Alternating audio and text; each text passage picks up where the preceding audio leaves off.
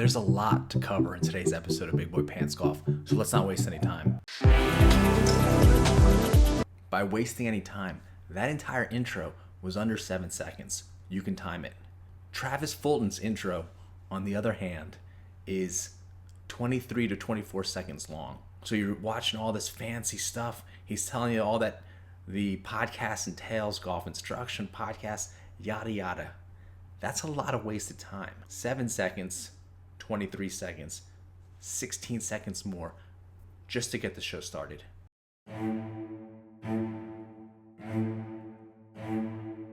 This is pure golf informational survival mode, like in that TV show, Life Below Zero.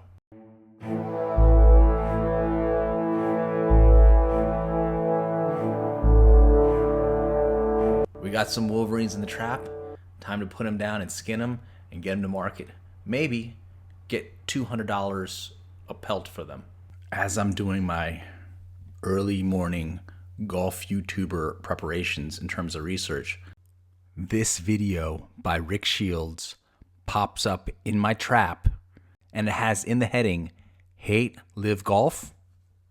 Where does Rick Shiels and his little Robin sidekick buddy, Guy Charnock, or Charnock, whatever his name is, stand on the live topic? How much does Guy hate live golf? You know what, Billy Brown? I don't hate live golf. Guy Charnock says he doesn't hate live golf, but what he says next is basically one of those, tell me you hate live golf without telling me you hate live golf. We obviously talk about golf weekly, and I don't claim to be the biggest know-all about the PGA Tour, the DP World Tour, or professional golf at all. If you're looking for that, you're probably better looking at somebody like No Laying Up. Translation, no laying up, as in the No Laying Up podcast. Or, what's the thing you want? Foreplay Pod. Those guys know what they're talking about. And then Guy said, the Foreplay podcast, and I quote, those guys know what they're talking about. I wouldn't let the Foreplay podcast guys tell me how to make a PB&J sandwich.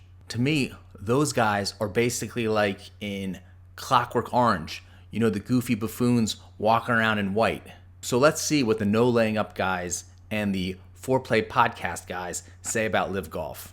A lot of guys choosing to leave the competitive golf landscape to take huge paydays to pay for a Saudi Arabian-backed exhibition series.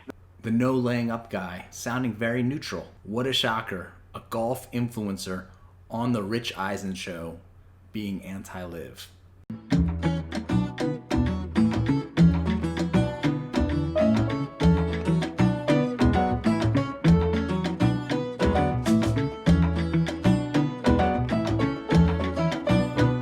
How are you going to make us golfers look like F1 drivers? Billy, the point is that aspects of F1 will be adopted by the LIV Golf Tour, not that the LIV golfers will become F1 drivers. I mean, these guys are driving at 200 miles per hour, and if they make a wrong turn, they may die. Yes, Billy, crashing into a wall at 200 miles per hour is a health risk.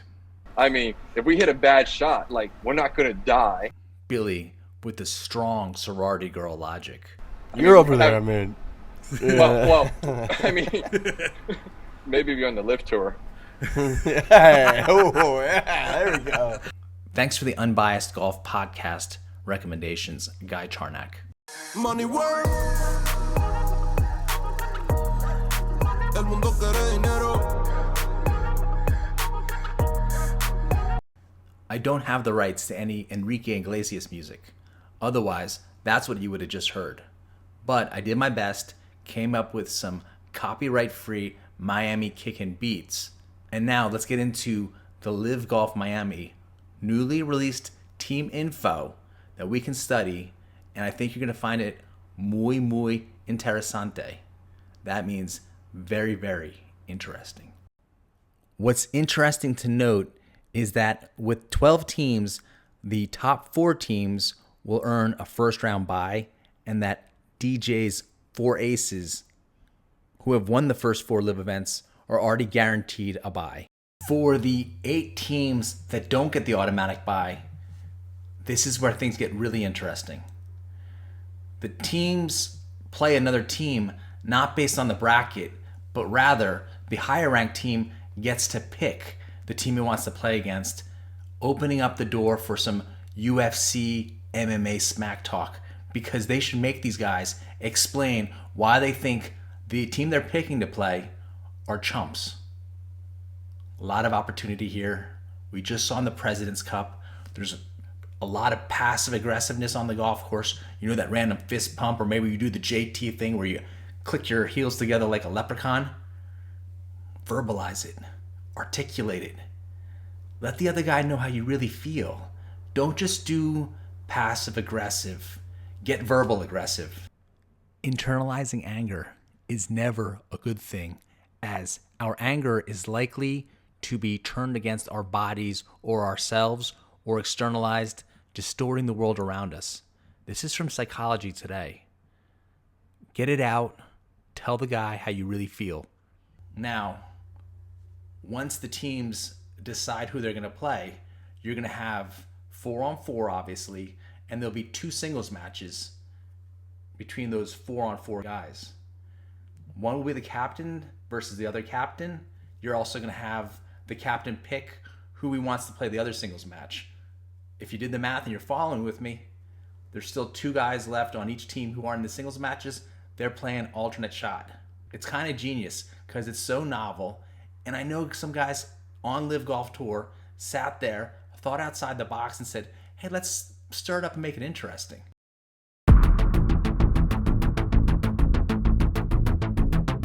So of those 8 teams, 4 will remain. And you think, okay, now you're in the typical tennis type semifinals. Wrong. The original teams that had the bye week are now put back. So now you're back to 8 teams. It's going to play out the same way, but the teams that had the bye week, obviously they're higher ranked, they get to pick who they want to do battle with. Did you just ask me if there are any ties? No, there are no ties. This is Mad Max Beyond Thunderdome rules.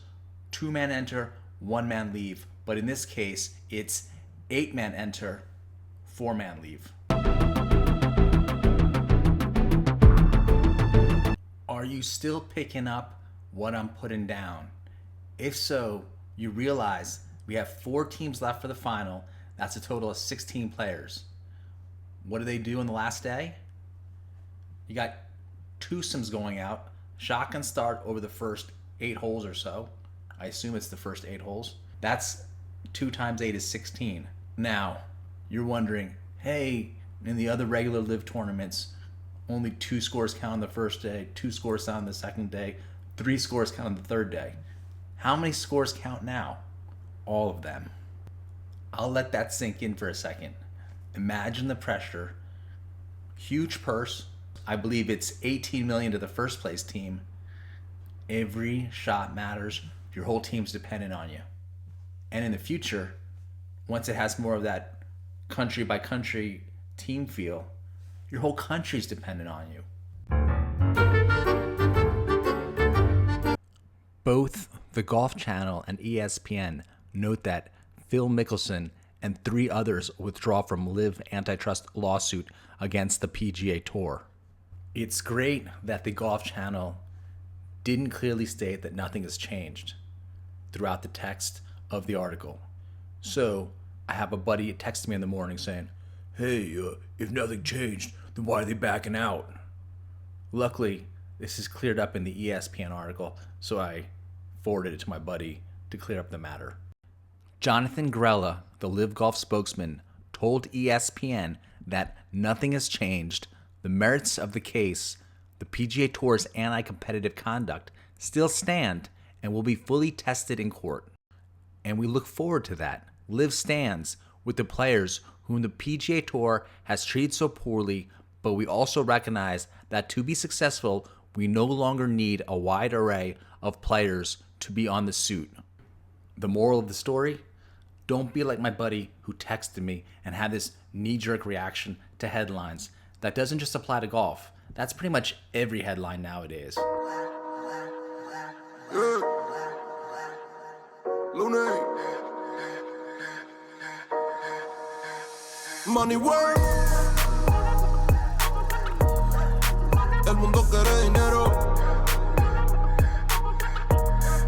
Will, Phil Mickelson, Dustin Johnson, Brooks Koepka, Cameron Smith, Bryson DeChambeau, the big all-stars of the LIV Golf Tour with their big salaries, actually be in this list next year or not? You can see from the methodology that they start counting from May 1st of one year to the May 1st of the following year. Tell me what you think in the comment section below. It is truly a money world. Money world. El mundo quiere dinero.